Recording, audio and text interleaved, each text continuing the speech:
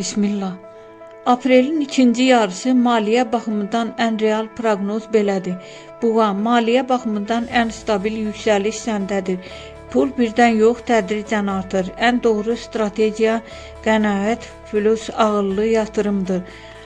Qız, ən real qazanc əlavə iş və ya ikinci gəlir mənbəyindən gələcək. Detallara diqqət etsən, səhv etməyəcəksən və qazancın artacaq. Oğlaq, bu dövrdə risk yox, plan qalib gəlir. Əgər səbirli olsan, ayın sonuna doğru konkret maddi nəticə görəcəksən. Maaş, müqavilə və ya iş artımı ola bilər. Əqrəb, pul şansı var, amma dalğalıdır.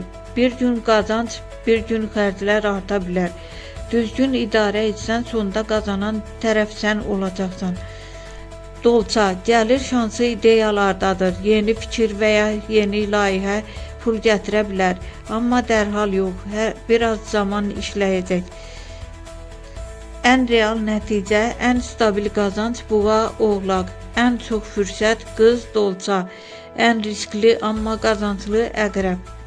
Yəni bu dövrdə birdən varlanmaq yox, doğru addımlar atanlar üçün pulun artması daha real görünür.